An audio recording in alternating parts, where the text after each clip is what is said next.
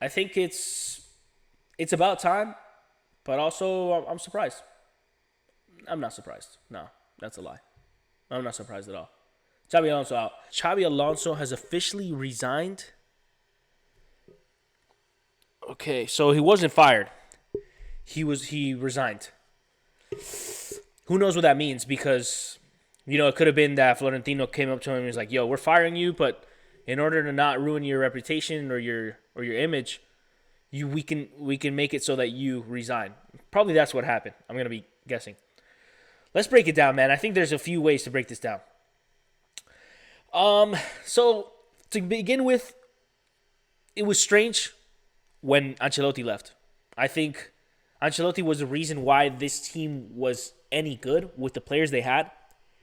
It's true that once Toni Kroos left, kind of their game broke down, but also it was when Mbappe came in, ego clash with Vinny. He's not really a 9, so he kind of clashes with Vinny in position.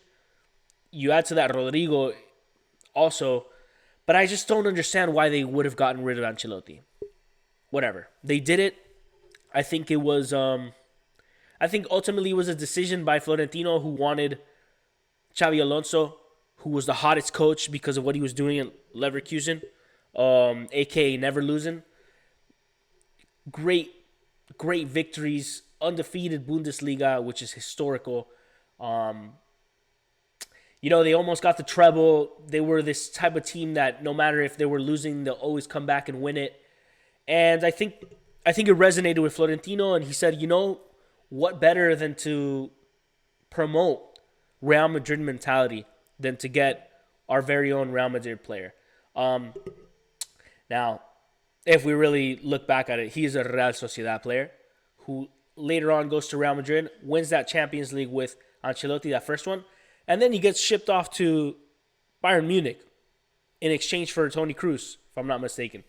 So, kind of. What I think Florentino really wanted was his own Guardiola. He wanted his own top-level coach that he can say, oh, it's from the house, de la casa, right?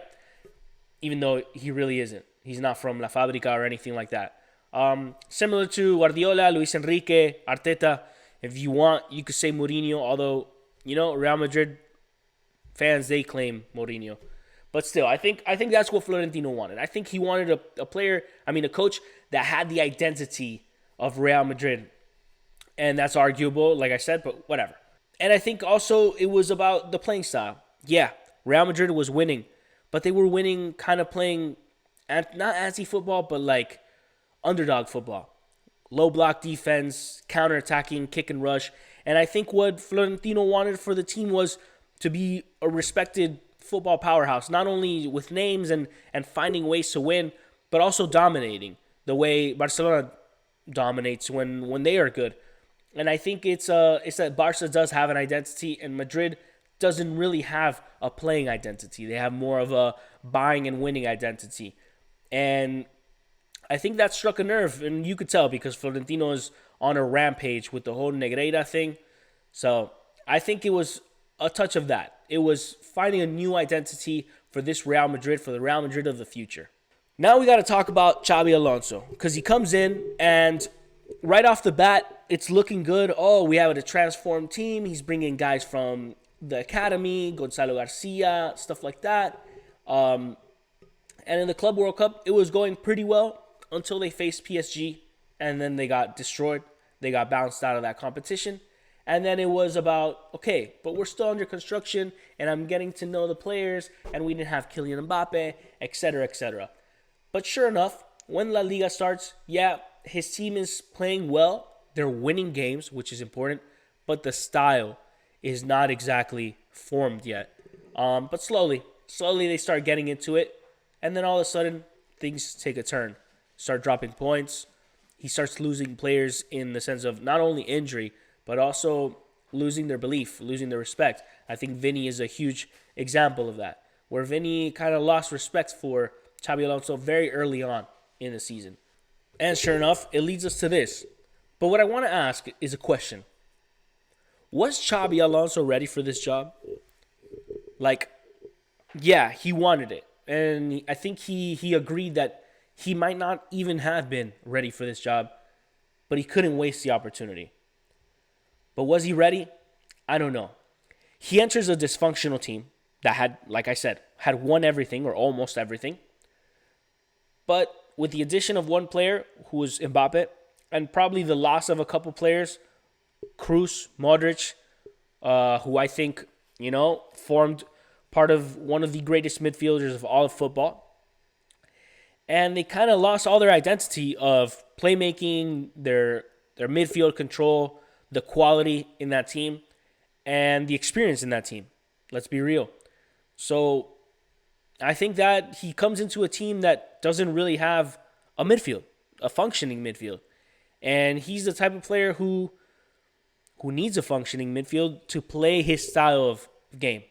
His coaching style is different from what Real Madrid was probably used to. He's a disciplinarian. He's about intense press. He's about having those long video sessions, video analysis sessions. He has strict control over player habits, and this didn't fit the team's way. And I think we saw that really early on, where sort of slowly but surely what he wanted to implement, the players weren't doing it, and slowly he started changing the way he coached. To be fair, how do you tell a group of players that have basically won everything and have had success doing things a certain way, and you're going to tell them, no, we're going to change it completely? It's like, dude, we've won playing the way we play, and now you're going to try to change it on us? I think in that sense, not only Xabi, but I think Florentino didn't read the room, because Florentino was the one ultimately who brought Xabi Alonso, knowing what he was about, to this locker room. I think they didn't really estimate that. Xabi lost more players than he recovered, not only to injury, but Güler was doing well until Bellingham came around. They couldn't play together. Rodrigo, he recovered him, and Mbappe was basically carrying this team throughout the entire season. But in the process, he lost players like Vinny. He lost players like Valverde, like Bellingham. Once he got there, these players started taking such a dip in form, such a dip in quality. And he even made Housen look bad, which I think Housen's a great defender. Now add to that constant formation changes, shape changes, tactical changes, and he ends up giving up on the vision that he had. Okay, fine, we won't high press anymore. Okay, fine, we won't have those long video sessions anymore. Okay, fine, I won't play Güler with Bellingham. Okay, fine. And then he just starts adapting his way, and it seems more that it was out of desperation to start getting results, to start getting this team to click again, rather than it being his idea. And in the end, the locker room, he smelled his fear. I think the nail of the coffin ends up being the Super Cup. Not the way they played, because they end up almost winning it. But I think the way he resigns any possibility of them winning it by subbing off Vinny. Arguably, Vinny, I think, was injured, he said, or like he had a muscle overload. I don't know, man. It's a final. There was like 5 minutes left. I don't know. I don't know about that. Ultimately, I think the situation at Real Madrid was not for Xabi to fix. I said this about Xavi Hernandez in Barca, and I'm saying it about Xabi Alonso today. I don't think it was for him to fix, and it was made worse by Florentino. Kind of an arrogance in that club that doesn't let Xabi or a coach like Xabi work.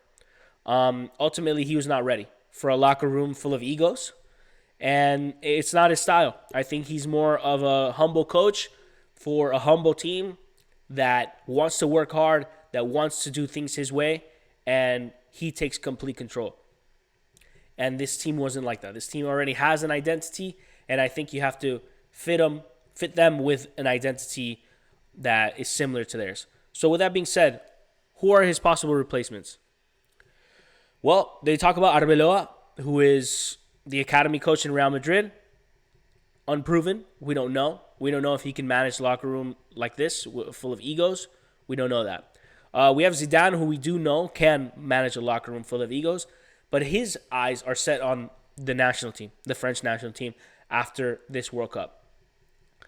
For me, the best possible scenario for Real Madrid, and I hope it doesn't happen because I don't want success in Real Madrid, but let's be real, there will be success in Real Madrid, is if they call back Jose Mourinho.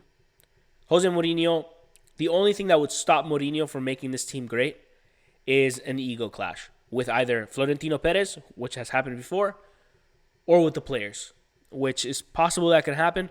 But at the same time, I think a guy like Mourinho walks into the locker room and you listen to the boss. Yeah, you listen to the expert. I think that's the most ideal thing for Real Madrid, getting Mourinho. He's in Benfica. He's not doing that well. He got sacked by, who was it? By Fenerbahce, right? Goes to Benfica, has not been doing well. I think this is a team for Mourinho, and I think this is an opportunity for Mourinho. This is a job for Mourinho. I think so. Aside from that, you have Jurgen Klopp, who is asking for a lot of money, which Real Madrid I don't think is willing to pay, and is also kind of a similar style to Xabi in terms of play style. However, I think he can manage that locker room very easily. Jurgen Klopp, he's proven, and he's a serious guy. He actually looks like he'd put a little bit of discipline into that locker room. And then besides that, you have Luis Enrique, who has hinted that one day he probably could be in Real Madrid.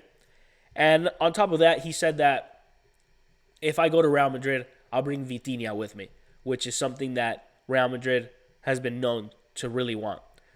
But he's still in PSG. He has to finish his contract, so it won't happen until the end of the season. So who do you replace him with? I think right now it'd be Arbeloa, just because he's there as an interim coach while they figure out the logistics for something else. See if it works with Arbeloa till the end of the season, and then by then you have a better picture of what's there. Besides that, you have free agents that are coming out of the Premier League. Kind of dumb, but I want to mention them, which is Maresca from Chelsea and Ruben Amorim. I do not see Ruben Amorim after the disaster of Manchester United. I don't see that happening. Maresca could be. He's school of Guardiola, so I don't know if he will fit. But those are also coaches that are available. But guys, get in the comments. Tell me what you think about Xabi Alonso leaving. I think it's about time. But also, I'm surprised. I'm not surprised. No, that's a lie. I'm not surprised at all. Xabi Alonso out. I think I'm more upset than surprised because I was enjoying being a Barcelona fan with Xabi Alonso at the charge because they weren't doing well. And then I was enjoying it. Now, you run the risk of bringing in a guy that's competent, that can manage this locker room, and can bring the best out of these great, crazy players. Hopefully it's not Mourinho, because Mourinho would be the answer. I'm absolutely positive about that. But yeah, get in the comments, subscribe, like, let me know. Peace.